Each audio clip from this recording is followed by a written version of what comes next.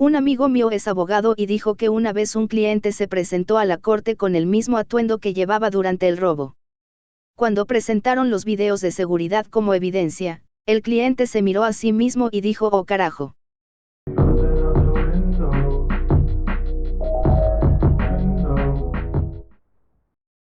Abogados de Reddit, ¿cuál es un detalle que su cliente omitió contarle y que hizo perderle el caso inmediatamente?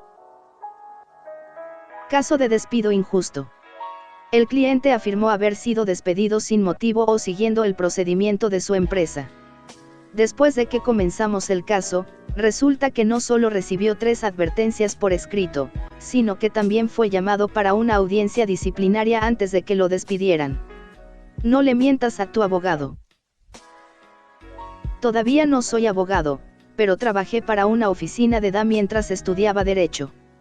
Obviamente no tenemos clientes, pero nunca olvidaré este caso de secuestro en el que trabajé.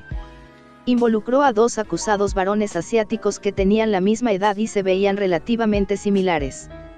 El testigo está en el estrado y se le pide que identifique dónde está sentado el acusado que apuntó un arma a su rostro. Estaba claro que el testigo estaba teniendo problemas para diferenciar a los acusados. En un verdadero momento de brillantez, uno de los acusados levantó su mano y básicamente se señala a sí mismo como diciendo: "Aquí estoy, amigo". Sin duda la estupidez más irreal que jamás haya visto. Pensé que su abogado defensor iba a tener un aneurisma cerebral en ese momento.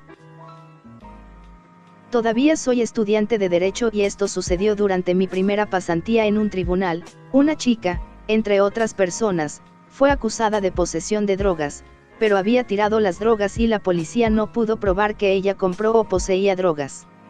El juez reglamentó en dubio pro reo, luego le preguntó si quería decir o agregar algo y esta chica le preguntó si le podían devolver sus drogas.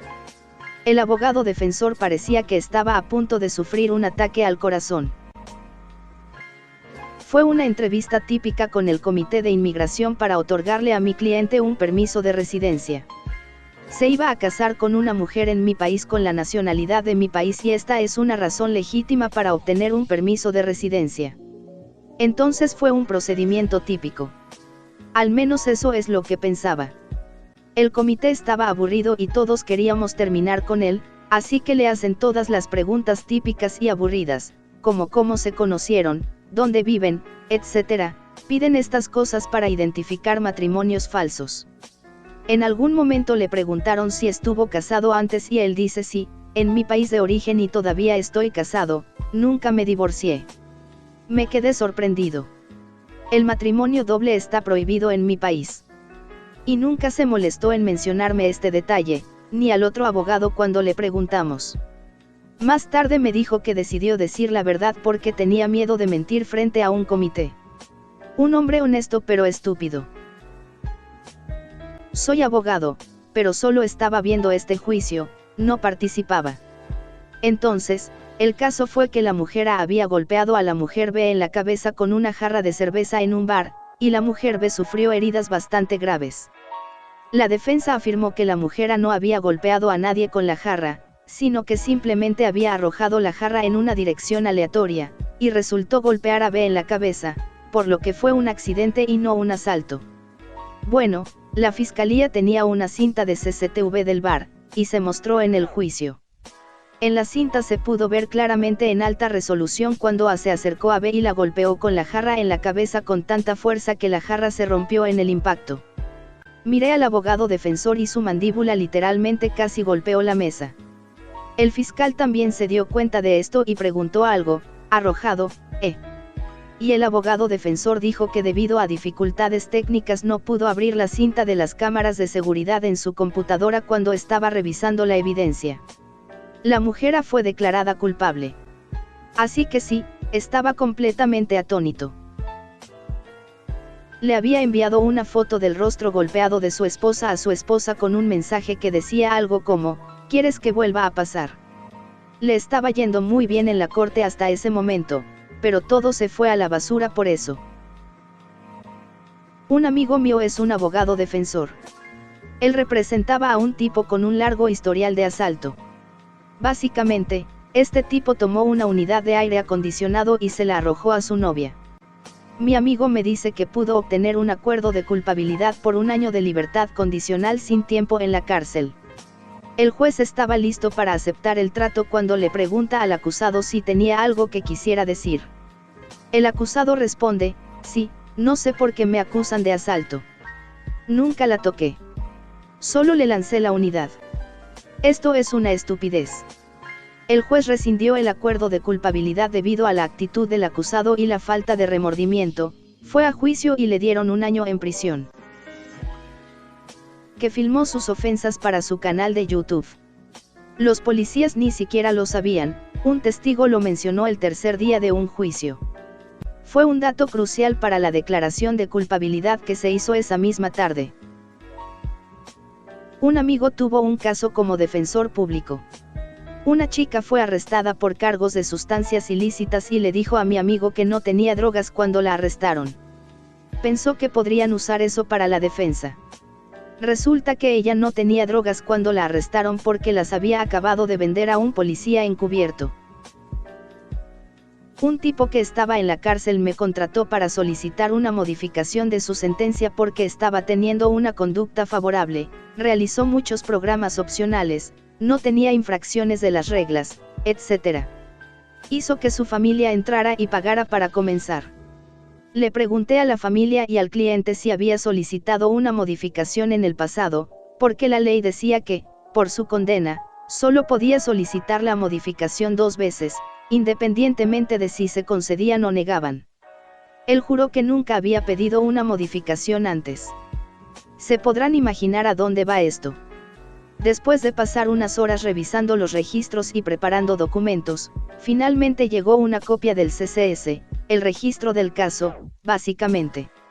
Él personalmente solicitó la modificación 6 veces desde que fue sentenciado, con alegatos escritos a mano que fueron todos negados.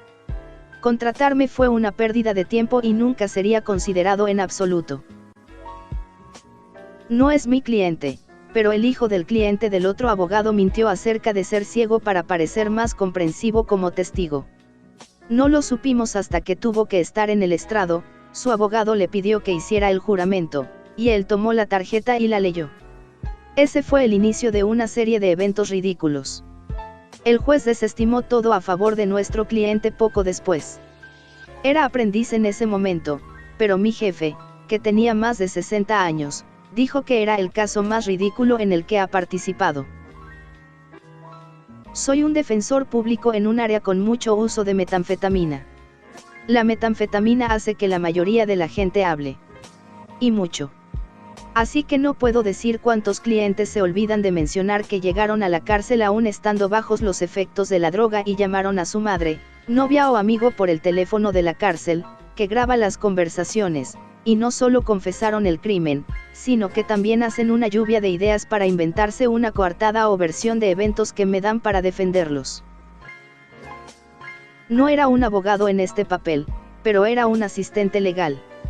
Este fue un caso típico de divorcio. Este juicio conjurado en particular fue sobre la división de inmuebles y activos, para determinar quién obtendría qué. Fue un caso prolongado que tardó unos 5 días. Justo antes de los argumentos finales, los abogados querían hablar con el juez. Parece que un par de días antes la pareja decidió volver a estar juntos, y en lugar de decirle al juez y a sus abogados, simplemente lo mantuvieron en secreto. Escuchamos 4 días de evidencia, argumentos, trajimos a expertos como asesores de tierras, personas de planificación financiera y similares, y ya estaban juntos de nuevo. Uno de los abogados solicitó ser destituido del caso de inmediato y salió de la sala del tribunal. El juez tuvo que despedir al jurado y la pareja insistió en que no creían que volver a estar juntos era un detalle que cualquiera de sus abogados necesitaba saber. Caso de robo de tarjeta de crédito y fraude.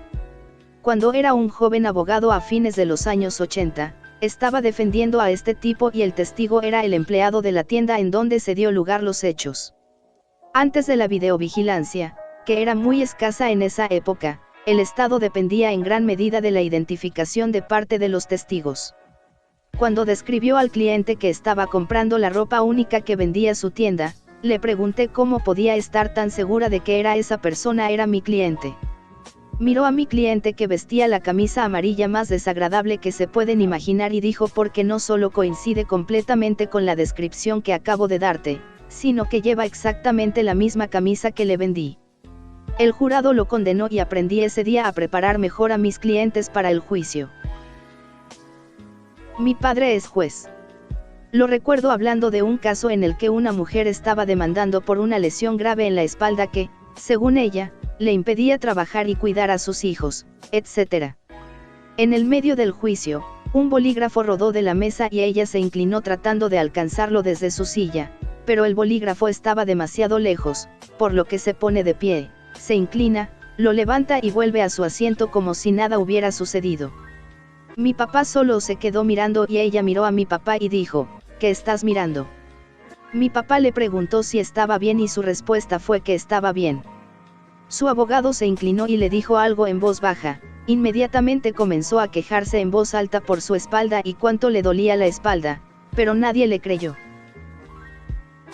Este caso terminó mi matrimonio, bueno, fue el comienzo del fin del matrimonio. Mi esposo perdió su trabajo en el negocio de títulos e hipotecas. Solicitó una compensación de desempleo, se la negaron. Decidí ayudarlo con su audiencia de apelación. Le pregunté varias veces antes de la audiencia, ¿hay algo que hiciste para que te despidieran? Él afirmó que no, absolutamente no, lo despidieron sin razón. Llega el día de la audiencia. Testifica bajo juramento que no hizo nada malo, que era un buen empleado, que no tenía problemas. Tras un interrogatorio, el otro abogado saca los documentos de uno de sus cierres de bienes raíces, documentos que falsificó y que datan de fecha anterior. Tuvo que admitir que se perjuró a sí mismo. No hace falta decir que no consiguió el desempleo y que no durmió en casa esa noche.